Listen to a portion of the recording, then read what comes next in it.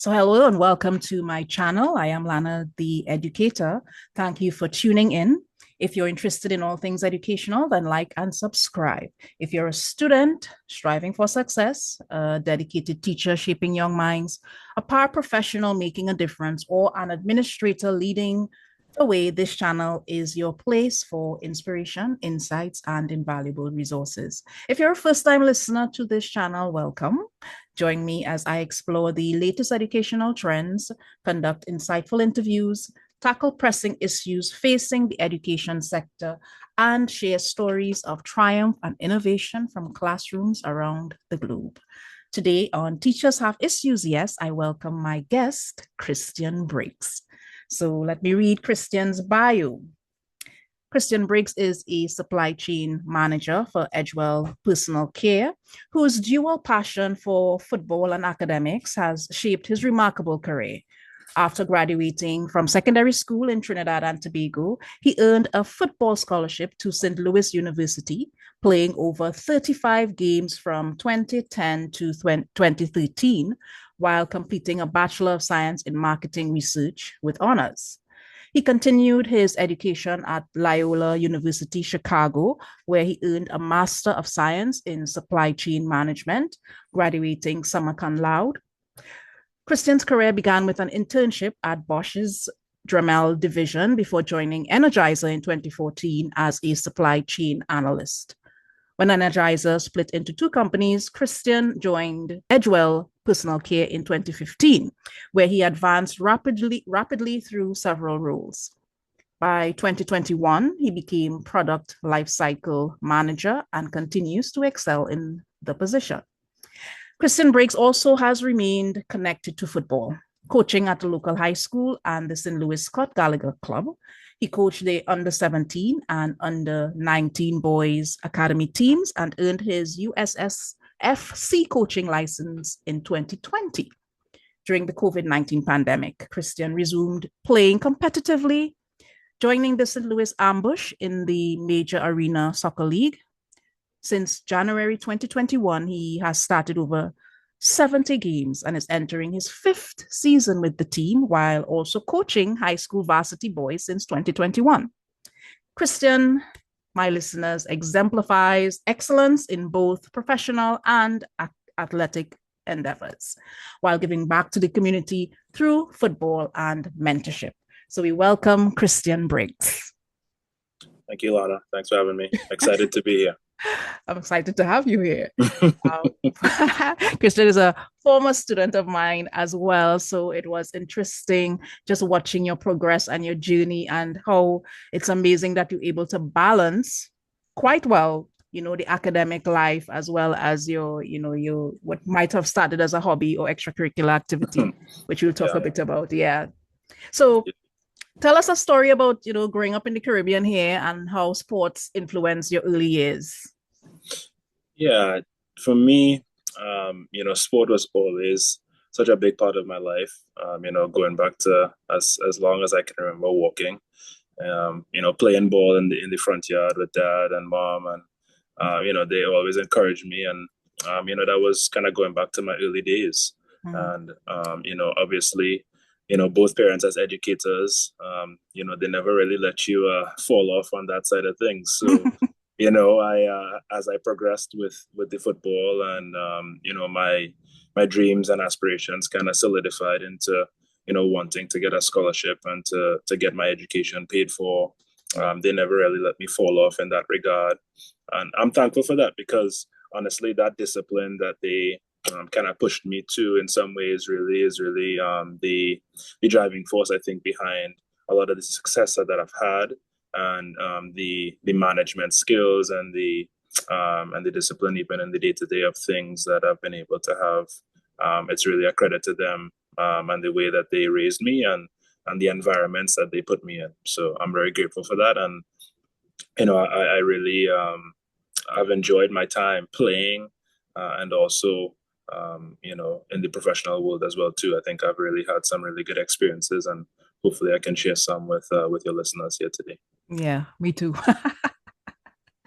So, most people might have said, okay, let me get this scholarship and, just solely focus on maybe the sport scholarship.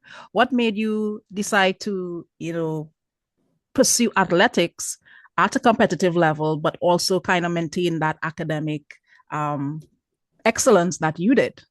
Yeah, I think for me it was understanding that I was never gonna do this forever, right? I think Mm-hmm. you always have dreams and aspirations, but you kind of have to temper those. And I knew that my skill set was, unique and could add value to from an athletic standpoint, but also to being realistic as well about maybe the path or the Mm-hmm. paths that I could maybe have forward in the game.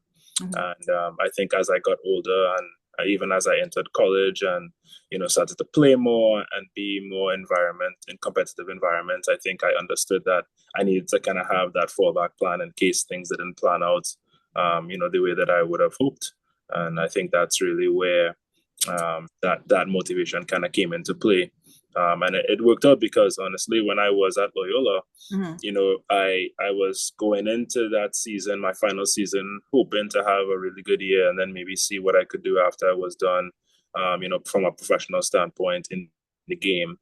And, had a lot of injuries and it really kind of hurt my ability to kind of have a good year and maybe push on from there. And so, it was kind of maybe a sign for me that I needed to, look into some other avenues as well. Not that I was giving up, you know, for sure at that point, but just kind of making sure that I didn't put everything in kind of one basket and kind of had some options by the time I was done with my masters. Mm-hmm. So, what was the transition like from the Caribbean to college life in the US? Yeah, it was interesting. I had obviously been to the US a number of times, Mm-hmm. and family vacation, and even some sporting trips, if you will.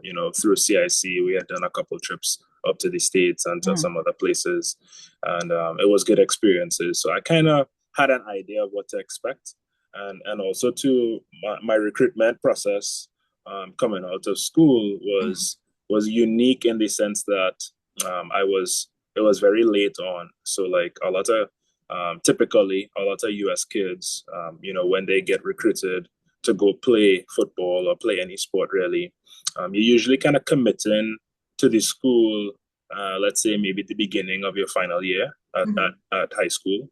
And obviously for me, I didn't commit to St. Louis until the very end of the school year. And that was mainly because I really didn't know the process. So I had, maybe good conversations with people, and I had family members that had kind of done some had been on athletic scholarships and given me some advice and before. But this was really kind of my journey.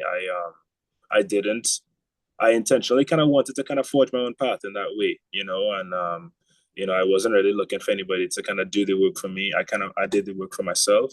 Mm-hmm. I spent a lot of hours drafting emails and reaching out to coaches and making videos and kind of all of those little details that kind of go into it. And obviously it paid out in the end. But it was an interesting process. And then at the end, I had two offers. Mm-hmm. So I had an offer from St. Louis University, which was a very top Division I program at the time, and obviously heavily aligned with my goals of trying to play professionally after I was done. Mm-hmm. But I also had a full scholarship offer from a Division II school in Boston called Southern New Hampshire University. Mm-hmm. They were, really wanted me to come, and they had actually brought me in on a visit. Mm-hmm. So I kind of got to experience a little bit of what, kind of life on campus would be like, and, kind of get a feel for things at their school. And ultimately didn't end up going there, but, I kind of knew what to expect in some ways, from the experiences that I had. Mm-hmm. And it definitely was kind of in keeping with that. Now, I think the only thing that you can't account for is, going to a new place. I had never been to Missouri before. I had stepped foot on campus, and that was, you can't really replicate, right? That kind of, not shock per se, but just, just the feeling that, when you kind of go to Trinidadians a new might say place. country bookie come to town. Yeah, That's how you feel. you just it's the first time, right? So Yeah, you kind of you kind of don't know what to expect just yet. right. But everybody was really nice, and that was Mm, like the first thing I noticed right away. Midwest culture is one of true kindness, and mm, it was very pleasant to see because coming from the Caribbean and being a black person, you just never know, right? mm, There's a lot of things out there that you have to kind of be careful of, and East Coast, West Coast, some there's some safe havens, but kind of going into some uncharted territory. So it was a really pleasant surprise, and I was really thankful for the experience of kind of getting to campus and having everyone kind of help me fit in and kind of get assimilated as quickly as I could. mm. So what kind of, for the person listening or the student listening who might want to pursue this, because we here in the Caribbean, we do say CXC, we do CAPE. What was your academic progress in terms of what steps did you take to kind of make it into the US college? What were some of the Yeah, certifications you needed? yeah. So at Yeah. the time, SAT was like the big thing, right? Mhm, So if you wanted to attend a school in the States, you needed to do SAT. mhm, So even if it was just purely academic, mhm, it didn't matter, right? So that was kind of the entry, like your hurdle that you kind of had to do.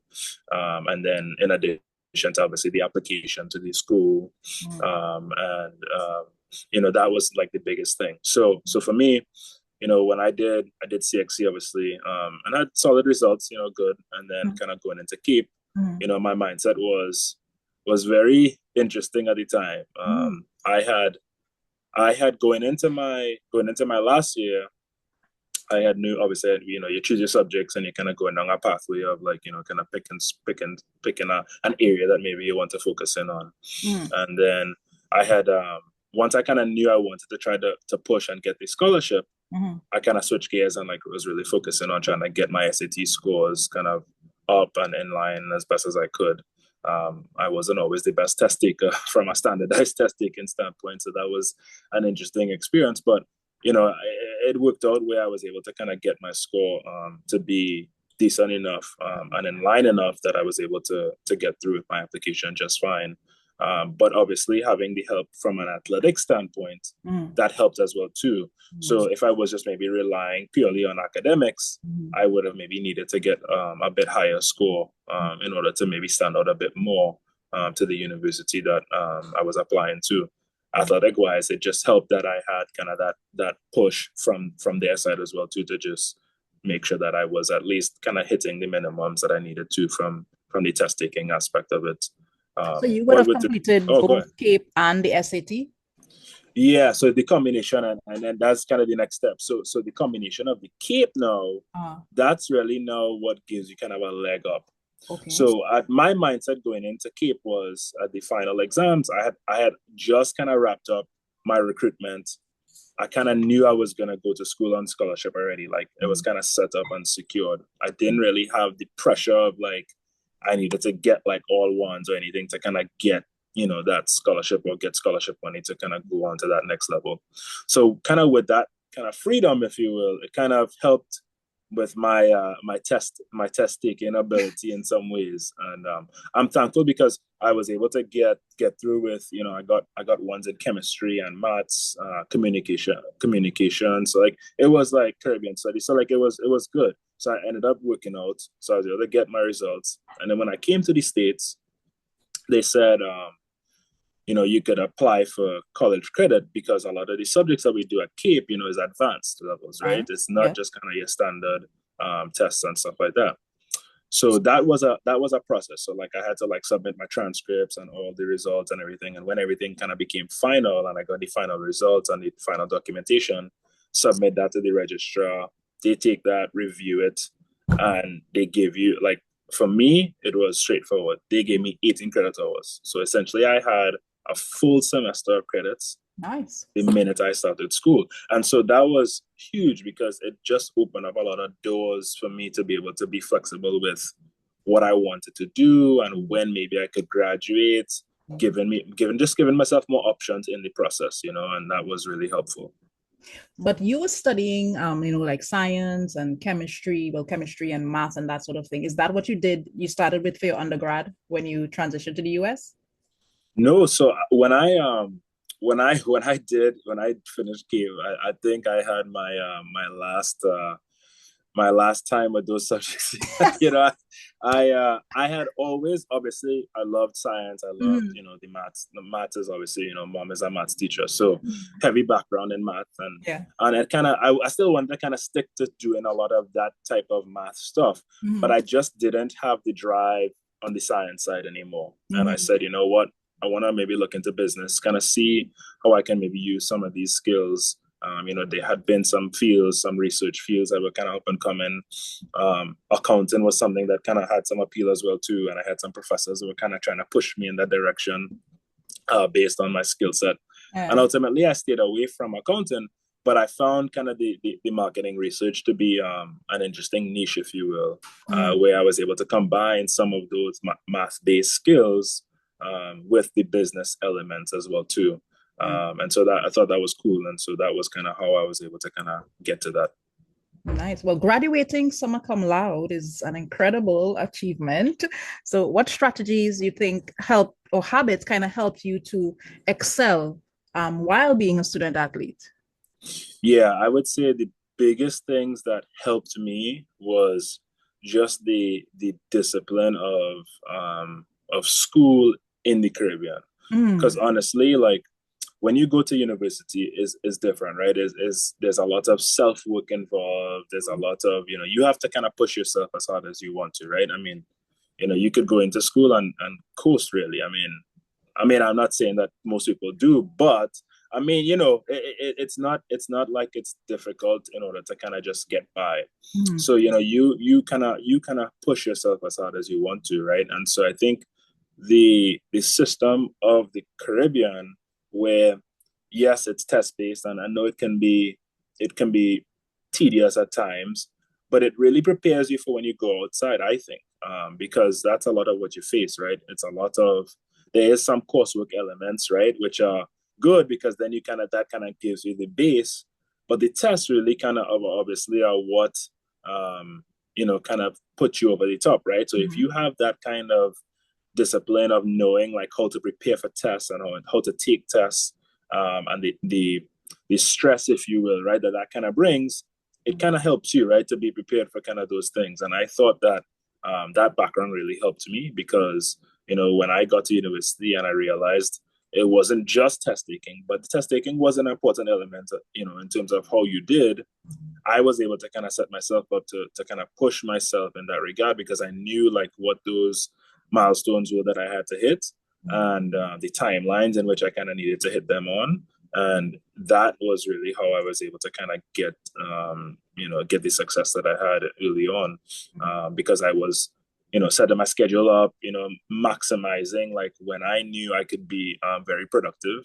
Mhm. I was never a night owl, if you will. A lot of, come to university and a lot of people pull in all nighters and stuff. That was never me. I maybe did that like once in my life, like once when I was in school.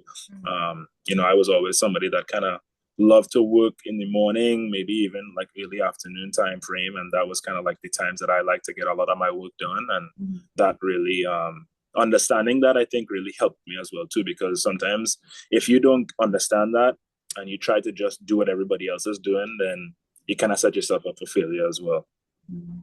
So I remember earlier in the conversation you said when you entered the university, it was like, wow. So I'm gonna ask. So were there moments when you felt, overwhelmed, just going through the university experience? Yeah, and most of it I would say is really because the balancing act of the athletic and the academic side of Mhm. things. So like, as an athlete, I'm on scholarship, right? So, Mhm. that's kind of like the priority, if you will, in terms of like trying to perform and to maintain the scholarship, right? So there's a lot of pressure there, and there's a lot of that I would say is really where I had more stress and more anxiety, than anything else, right? Because you want to perform, you want to play, you want to do well, you have to maintain, fitness and health and strength and all that stuff. So like that pressure and that level of engagement on the athletic side of things, Mhm. that's really was for me was the biggest adjustment, because I went from yes, playing every day in season, and then even I played in at club and reserve league, professional, all that stuff. Like that was cool, but like this was like a whole nother level. It was like every day, blah blah blah blah. Practice on the field, weights, fitness, all that stuff. So like off season, you're on campus pretty much most of the year. Even during the summer and stuff too. So like that was different. That was an adjustment. Playing every day, working out every day, with guys that were just as athletic and pushing you as well too. That was like, to me, the moments of where I felt like I was troubled, or even like I had to like take a breath to like catch myself. It was because of that. Never really because of the academic side of things. Just because I feel like CIC had prepared me so well for what I was facing at university level that I never felt like, maybe you have moments here and there, maybe a test here and there that you really like worked up about, but like I never really felt it in that sense of like on the day-to-day side of things. I would say more of that was really for me on the athletic side of it. So how did your experience as an athlete shape your approach to teamwork and leadership in your academic pursuits? Yeah, very important, right? Mm-hmm. And a very important translation, because in my current work, and especially over the past several years, that was something that really benefited me really well. Understanding that when you're part of a team and how to work with others, recognizing that not everybody is the same, is hugely important.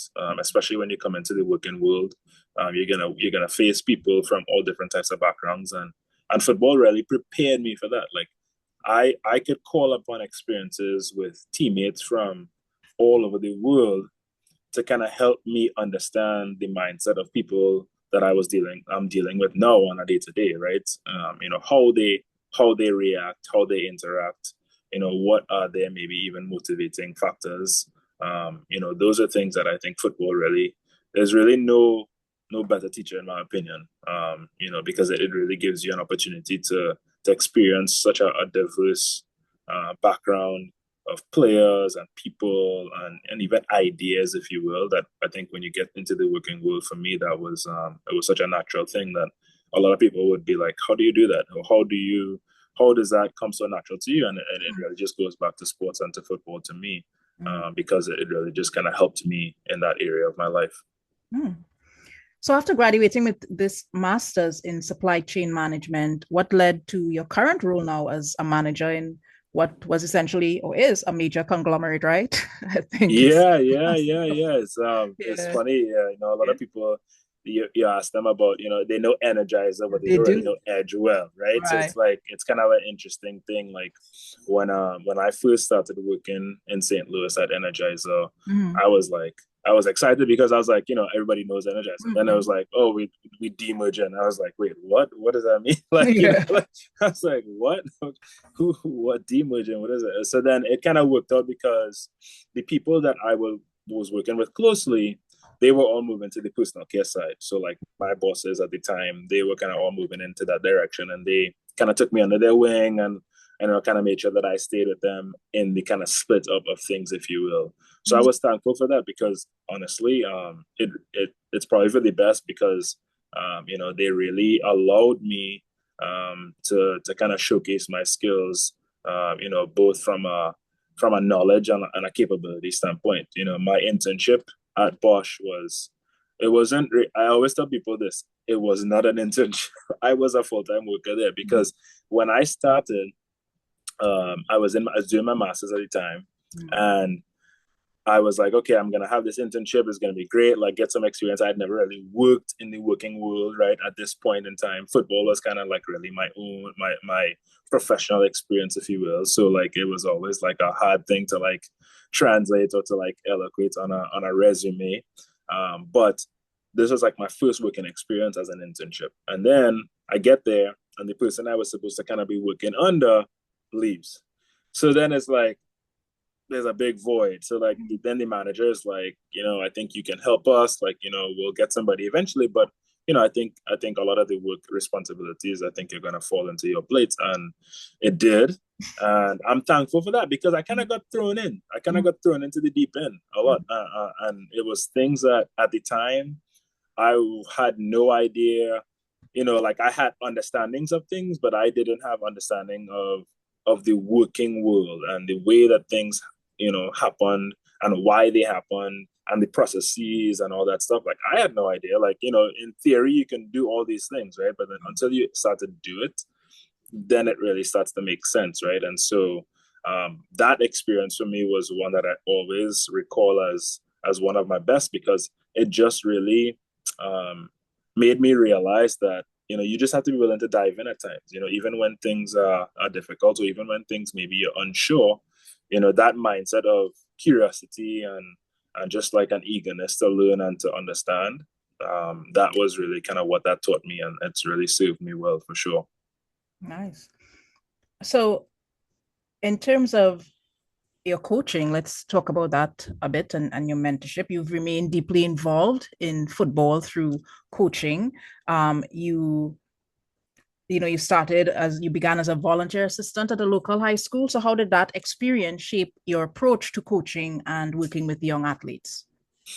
Yeah, so when I had first moved back to St. Louis, and I was kind of now starting off at Energize at the time, I was like, I want to stay involved in the game. I don't want to just like be done playing. Like, maybe I'll play some pickup here and there, but like to be done out of the game, like completely, like I was like, no, I can't do that. I'm not Yeah. ready for that just yet. So like, I'd always felt like coaching was gonna be something that I would pursue at some point because I wanted to give back. That was my innate thing was that I had gotten so much out of this game that I loved and had played all my life. I wanted to give back. I wanted to give back in a way that I had been given to. Mm-hmm. And so, I had a contact at one of the local high schools from when I was at St. Louis University. They had done we used to do camps and stuff all the time. We'd bring in like some of the high school kids. And I had kind of kept in touch with this coach. And I reached out to him when I got back, and he said, "No, we'd love to have you. Please come out. Anytime you can. Don't even worry about anything. Just come out as much as you can, and we'd love to have you." And that's kind of where it started. I just went out, and I kept going out every day, and they would ask me questions and ask my opinion on things, and I just kind of was honest as I could be. Told them and gave them my feedback, and then that's where it all started for me as a coach. And you know in terms of kind of how it's where I've led to today is because of that certain experience. The assistant coach at the time is the head coach that I work with right now at the high school. Okay. And it's funny kind of how those connections all work together. And from there, starting at the high school, then going into the club side of things, right, at St. Louis Scott Gallagher, that really then kind of propelled me into, working in the academy system. I didn't really know much about it. Trinidad has a very unique, I would say, club system, if you will. That's kind of more built around the high school and the high school play, right? And the club system in the US at the time was going through a transition where they were kind of pushing kids, or the top kids were kind of being pushed away from high school to Mm-hmm. play in an academy system. So at the time when I kind of got moved into the academy side of things, it was cool because I was getting to work with a lot of the top players in the area. And it was cool to kind of see and work with those guys because, there's some good players. I mean, some players that actually, playing at some high levels right now. And I was thankful for that experience because, I think it's one of those things where you enjoy working with kids that want to get better and that want to be the best. And they were some of the best kids for sure. So I was excited to see them have success. And, now working in a little bit less stressful environment in the high school arena has been nice as well too. With the family and with the kids, it's a lot. So the academy system is not one for the faint of heart. There's a lot of travel involved. There's a lot of long hours. And I was just an assistant, right? That was an addition to like me working full time. So it wasn't like I was just doing that, as my full time job. And so that's where I kind of had to make a decision, like, okay, like I did it for a few years. I kind of knew what it was about. I didn't think it was gonna go anywhere that like I would need to like have to stay involved in. I think it was like a good time when COVID hit. It was like a good time to me to take a step back. Some things were changing. And I said, you know what? My friend was kind of becoming the head coach at the high school, and he really wanted me to kind of come help him build the program up. And I'm glad that I kind of made that decision at that point in time. It worked out really well. How did your experiences as a player influence your coaching and philosophy style? Well, your coaching So philosophy style, I should say. yeah. So as a player, I was I was always one that kind of believed in my ability. I was, kind of from a present standpoint on the field, like I wasn't like a guy that was afraid to kind of step in and kind of, I had played with a lot of players and played with a lot of top guys, around Trinidad and even around the world.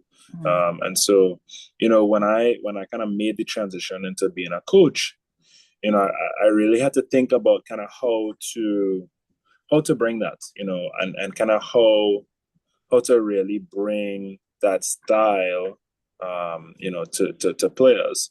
And so one of the things I kind of called upon was really more so around the coaches that I had.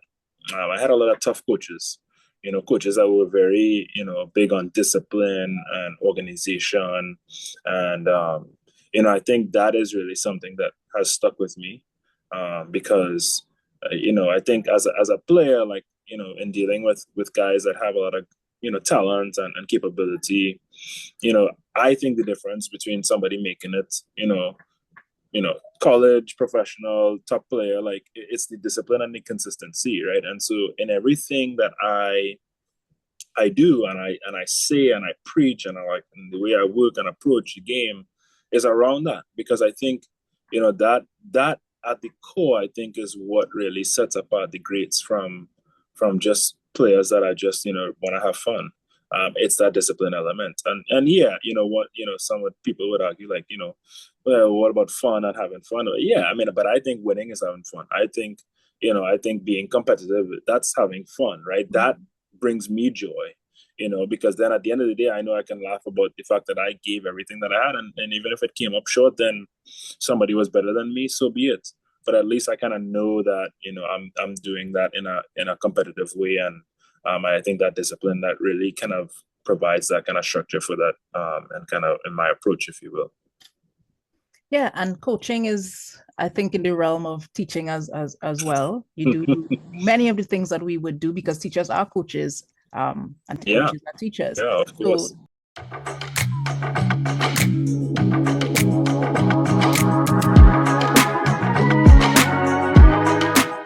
in light of that, what issues would you say teachers have now that you have a bit of experience with teaching yourself?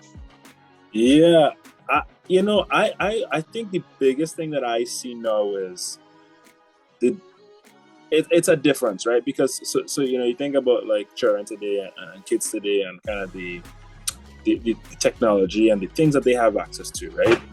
You go back 20 years, like it's different, right? It's a different world, right? And I think to approach it in the same way, I think that's a mistake.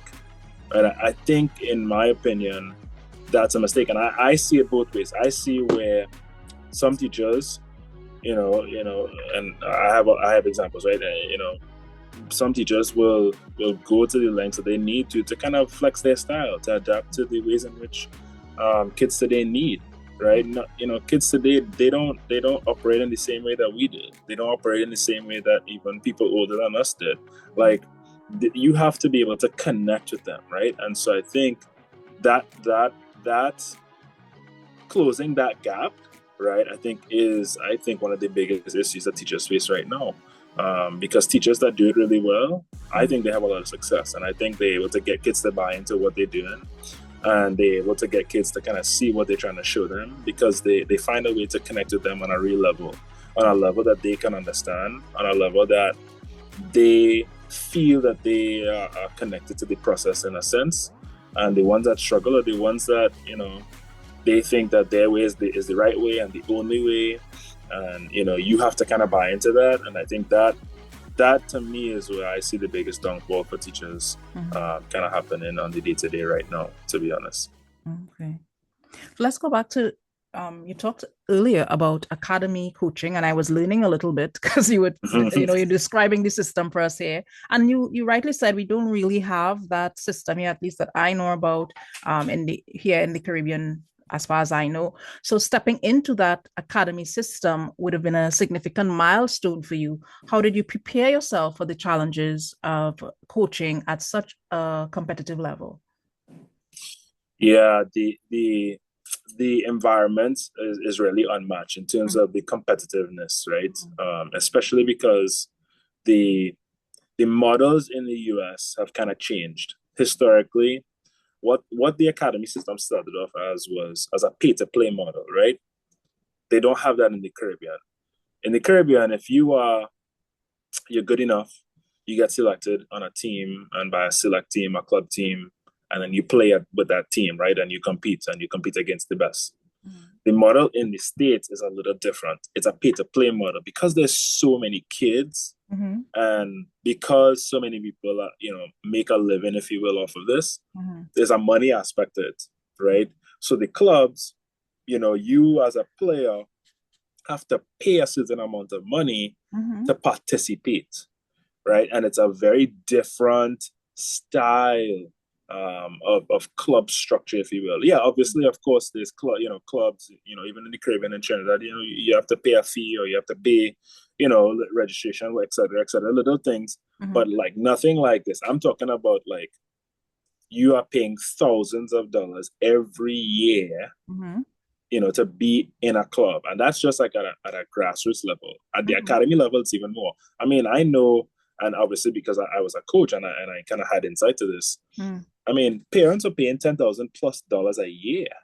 I mean, just on the day-to-day, the fees, the uniforms, that doesn't even count like the travel that they would then spend, to kind of go and see the kids play, because the kids playing on those higher level academy teams, you're traveling every other weekend, or you're traveling a couple times a month, or, half your games are, 5, 6, 7 hours away. So, you're taking buses, even planes, right? Depending on kind of where you're going to. And so that's the type of level that the academy system has brought. And now it's kind of even shifted even further, because what they're really trying to do now is to close the gap between the US and Europe. And the only way that they can do that is by having a non-pay-to-play model from an academy system structure. So again, it's kind of similar to what the Caribbean has had, but just on a bigger scale, if you will, right? Where these clubs and the top MLS clubs, their academies, you don't have to pay. This is not a pay-to-play model. This is, we want the best model. We want the best players, so we're going to recruit and we're going to get the best players to play for us. And you don't have to pay anything for that. You shouldn't have to pay anything for that. Because I'm sitting here as a complete novice. I mean, I might watch big games because everybody's watching it around the world. Because I'm thinking, okay, why? I when you said pay to play, I thought, like clubs were going to pay players to play, not the reverse, which is what you just described to me. So why would they go through all of this? Why do potential athletes or athletes pay all of this money? What's the payoff for them? What is the long-term benefit? Why are they doing this? The clubs have had a lot of power, if you will, right? So it's an access to resources thing, right? So if you think about the American system, capitalism, entrepreneurship, right? It's kind of about that in a sense, where if you have more resources, more access to resources, then you can try to get a leg up or try to put yourself in a better situation than other people. And that's where the pay to play model came into play, is because people have been and are willing to pay in order to get their kids to try to become the best version of themselves, right? And so that's fine. I think there's a place for that. There's a place for that in terms of the structure. I think that's okay. What I think the form of the academy system that we are moving to, where it's not a pay for play model, where it's, again, the academies are dictating who the players are, and they are telling them they don't have to pay, and they pull them in, right, based on skill level, right, not necessarily based on who can afford it. That, I think, is obviously, I think, where we're trying to get to. But I think the pay to play model does have a place, if you will, because at some level, that's kind of the lifeblood of clubs, right? It's parents and getting that want good structure for their kids, that want their kids to have good access to resources to be able to perform and to try to improve their skills, right? So to give them the best possible chance of, maximizing kind of where they can go in the game. Um, Okay, because so I think this was that's, still yeah. sounding foreign to me. So I'm saying, why are you paying all this money just to be the best version of yourself? Is it not to maybe get recognized or to go and play in another club? Are those some of the benefits that maybe you get scouted or something and you go and you play somewhere? Yeah, Is of that course. okay? Yeah, of Because you course. didn't Of say course. that. Because why am I Yeah, paying? yeah. Then And yeah. when I say improve skill, I Mhm. say improve skill towards the end of, Okay. getting a scholarship, towards Okay. going Okay. Okay. Okay. professional, towards, Okay. right. So again, it's like, but again, not everybody has those means, right? And so that's where it Right. becomes really tricky, because Right. some of the clubs, what they do is, like that pay to play model is Mhm. the core, if you will. But they have obviously opportunities, scholarships, little things that they'll kind of do to try to help kids that, Mhm. hey, it's a good kid, he has good skills, good capabilities. We want him, but he doesn't have the means, so Mhm. let's help him. Let's Okay. so that it kind of as a mix, right? So like, Right. yeah, it's towards the end of what that ultimate goal is, like you said, ultimately, of, again, not just improving your own skill level, but again, what are you trying to get to? Scholarships, Because I was thinking professionals. not sometimes the best player and everything may not be the wealthiest, so they may have the talent, Exactly. but not the means Exactly. to do things. And just even I know when you look at many professional players out there, even in the European clubs, a lot of them did not start, they were not wealthy. The top Right. players in Europe were not wealthy players. Yeah. They found them wherever they were playing because of the talent, and then they brought them in there. So I was wondering about that as well. Yeah. No, it's interesting for sure, because I think the European model is something that the US, they want to get to, but they don't know how to get to fully just yet. I think it'll take time. It will take time for sure. I think there are things that are moving in the right direction, but yeah, I mean, that model of pay to play is something that's hard to overcome, I think. So, what are some of the highlights of coaching, under 17 and under 19 teams for you? Yeah, so the yeah, a couple highlights for Uh, sure. So my first year in the academy system at the under 17 level, we made it to the playoffs, which was kind of a big deal at the time. mm, We hadn't made it to the playoffs in some time, and we had a really good team. mm, And the head coach that I was working with, Skip Grossman, his son actually played professionally for a long time, and so it was really good experience and good level of knowledge around that group. So I was really excited to be a part of that. And mm, then the very next year, I went into the U19 team. mm, We had a coach that came in from outside. His name was Luis Susha, so a good friend of mine. He's from Guatemala, and mm, so he had been coaching for a number of clubs and academies around the U.S. They brought him in, and we made it all. We finished third that year mm. in the academy playoffs. Got all the way to the semifinals. When a lot of people didn't really know who we were, or at least think that we could have gotten there. But we we had a good process. We had a good plan in terms of laying out the areas of the game that we challenged the kids on, and they responded really well, and they performed and peaked at the right time, which is a credit, I think, to Luis and how he approached the game and approaches the game, and fitness levels and periodization and some of those details that kind of go into that. So like, we had a really, really fun year. It was a good year. It was a good group. It was a really fun group of kids that they had a lot of personality, and a lot of a lot of personality in that group, and a lot of them are playing, and there's a few of them playing in the MLS right now, around the league, and then a few of them are playing still in college right now. So it was a really fun group and a really high level talented group of players that I got to work with. I think it was a really cool experience for sure. Yeah. So, what drives your passion for coaching these young players? Yeah, I think the ultimate passion is just seeing others people succeed, and I actually, I think that, to me, if I think baseline, like work, off the field, on the field, football, professional world, like I just enjoy seeing people succeed and have fun and love what they do, and I think any part that I can play in doing that brings me joy. And that to me is something that I have always loved. Going back to playing, like being part of teams that have had success. And yeah, of course, it's great to, to kind of, and I've had many accolades throughout my career, like, individual, like, but the team accolades where everybody, has a part in it, and everybody, has that enjoyment and fulfillment, if you will. That's always been something that I've enjoyed more so than the personal accolades, for sure, because I think the personal accolades come as a result of the ultimate goal of the team doing well. And I think that is really where I really try to kind of bring that element is to coaching, like I said, into the professional world. I want my players to do well. I want them to succeed. I want to give them what they need in order to be successful. And it's the same thing when I work with anybody, when I work with peers, if people are reporting into me, people that I'm working with, people who are above me. Like, I just want to see people, enjoy what they do, and be able to say at the end of the day, we did the best that we could and we had fun doing it.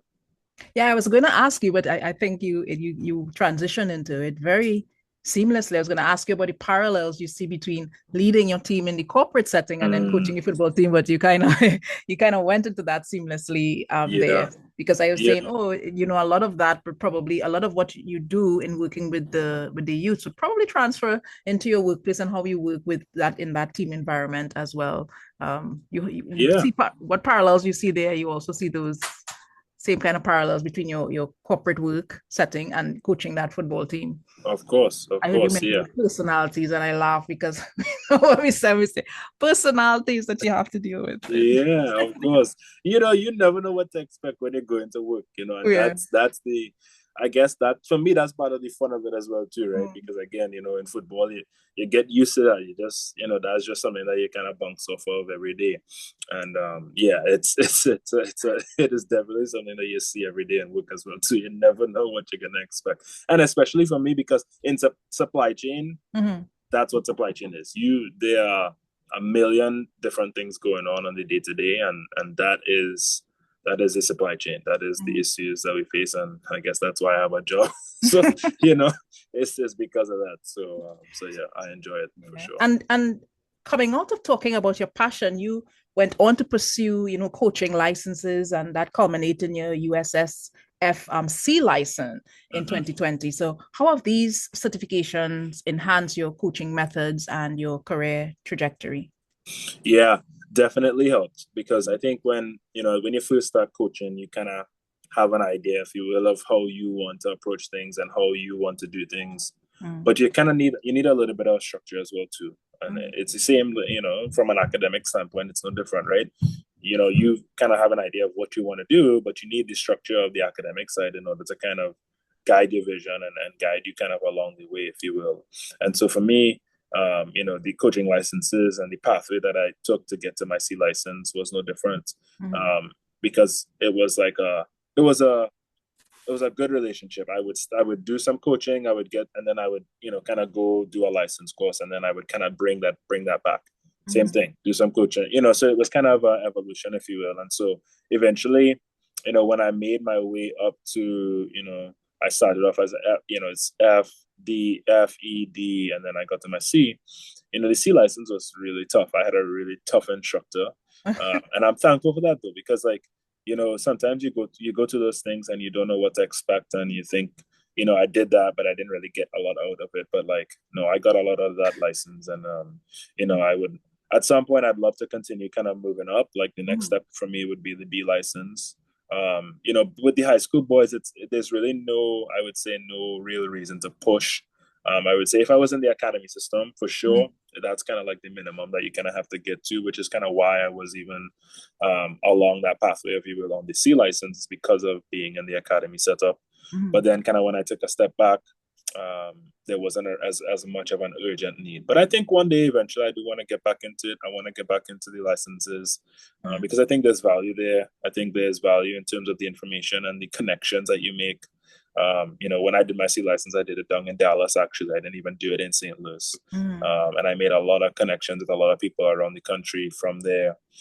So it's a cool way to kind of stay connected to coaches around the country as well too, because that's what coaching is about as well, right? It's about connections. It's about kind of who you know in some ways, Mm. and eventually down the road, who knows? Do I want to do this full time? I don't know, but at some point, I think I want to get back into that side of it for sure. Where would be licensing take you to? Is it a different level? Like, I don't know. Maybe Yeah, yeah. So QA? I would say it's more just about like the options that you would have. So like a B license essentially is like the minimum hurdle, if you will, to be like a head coach in an Mm. academy team. Okay, okay, As of I think today, if you will. So like you get to like an A license. That's when you start to talk more about maybe being a director, maybe even being like a full time professional coach. okay. And it just opened different avenues to you to be able to coach in different types of settings and at higher level teams as well too. So How long does it it's usually take? yeah, so no, that's a really good question. So like the C license, the up to when I did, it's kind of changed now, but like the F, the E, the D, those are all very small in terms of time and Mm. length requirements. Mhm. Um, the D I think is like a couple days, maybe if you will, like it's like maybe like a couple nights really, Mhm. and Mhm. then the C license was the first license where you kind of had to break off and you did like 2 full weeks, but Okay. it was broken up by like a 6 to 8 week development period, if you will, is what they call it. And so you kind of go, you learn some stuff. They give you a lot of information. That you take that information back to your environment, coaching environment. You you do some like recording and not testing, but like just like evidence based work Like where you kind of practical take work. Yeah. practical work, right, and you take that back, and then you kind of take that back to your coaching Mhm. group, and Mhm. then they kind of let you know like how you're doing, how you're progressing, and then you have like some final coursework, if you will, that you can have to submit. They do a Okay. lot of there's a lot of not busy work, I would say, but there's a lot that kind of goes into it, like in terms of like putting everything all together and like Okay. the documentation of like kind of how you get to where you're going to, and they want to do some self reflection as well too. So it's cool. Okay. But yeah, when you get to the C for sure, that's like that how that works, and then D I think it's actually 3 weeks I think now. So Mhm. it's like it's kind of, and then A is like a whole nother. It takes a lot of time. So I think the B takes like I think like 6 months I think, Okay. and I think the A So is like probably a a year. be up to a year potentially. Yeah. So what advice would you give to student athletes who are preparing to transition, from college sports to their professional careers? Yeah.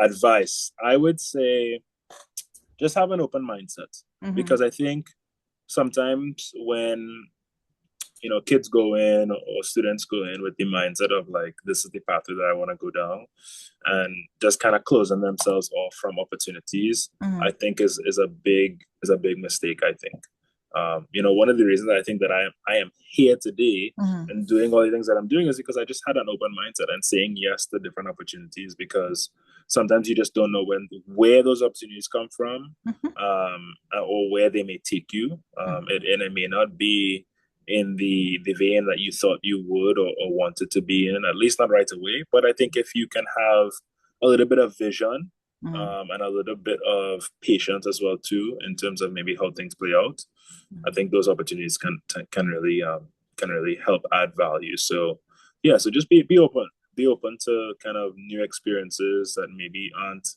in the original light that you may see yourself in, because I think sometimes those may be the best ones that provide you with the most surprising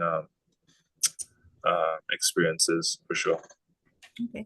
Well, thank you so much, Christian Briggs, for joining us here and sharing your experiences in transitioning from the Caribbean to the US. Thank you for joining us on Teachers Have Issues. Yes.